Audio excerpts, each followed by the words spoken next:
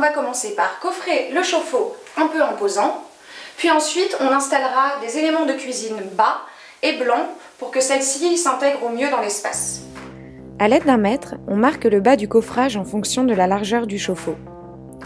On découpe les tasseaux à la hauteur du ballon et on les présente verticalement pour faire les repères de fixation au mur.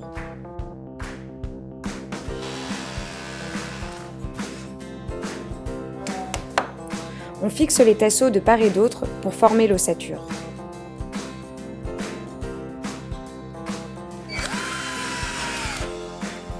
Pour le coffrage, on utilise des plaques de médium que l'on découpe à la scie sauteuse.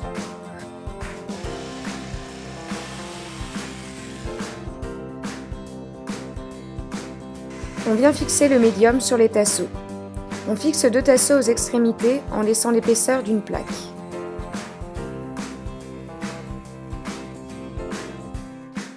On assemble les 3 panneaux.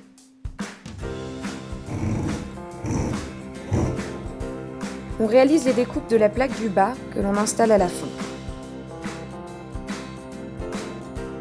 Le coffrage du chauffe-eau est terminé. On a installé un spot encastré en dessous pour créer un puits lumineux.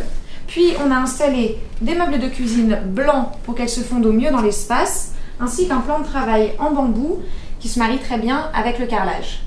On va procéder maintenant à la pose de la nouvelle crédence. Donc on a choisi un carreau métro blanc, relativement rétro, qui fonctionne avec le reste de la décoration de l'appartement. On a préalablement déposé la faïence et préparé le mur en grattant l'ancienne colle et en lissant avec de l'enduit.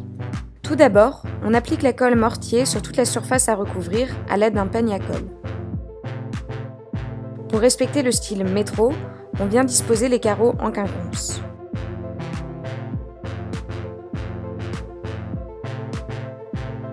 On a terminé la pose de la crédence, maintenant on laisse sécher et ensuite on viendra appliquer le joint pour carrelage.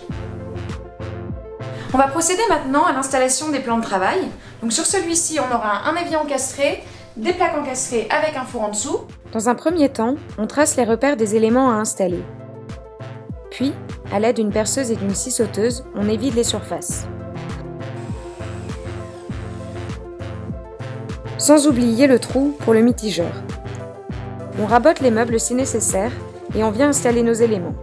Pour finir, on applique un joint silicone étanche.